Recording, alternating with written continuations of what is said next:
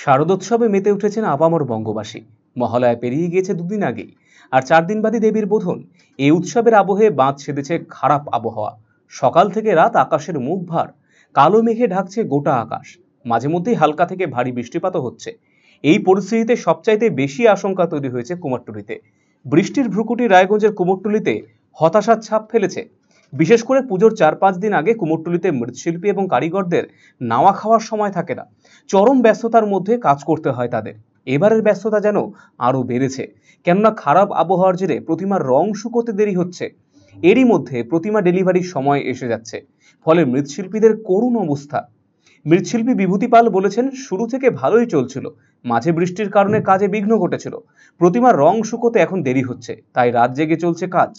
পরিস্থিতি মোটামুটি এর আগে ভালোই ছিল, বৃষ্টি পরে আমাদের একটু কাজের বিঘ্ন ঘটে গেছে।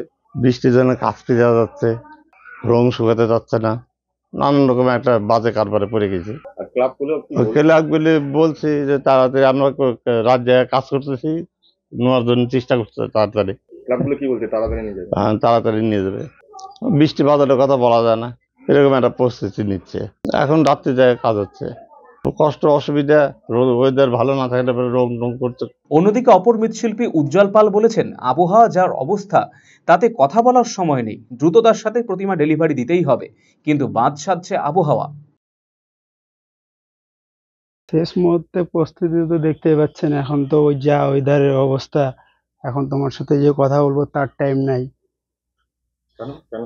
যা এখন তাড়াতাড়ি ঠাকুর ডেলিভারি দিতে হবে, যা ওয়েদারের অবস্থা, এখন তো শেষ ফিনিশিং এর কাজ, যা রাত জায়গায় কাজ করা হচ্ছে যেন তাড়াতাড়ি কাজ হয়।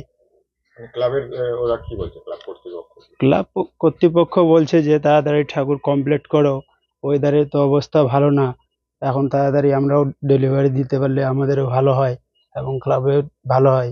কখন বৃষ্টি হবে না হবে বলা যাচ্ছে না। RCTV সংবাদ, রায়গঞ্জ।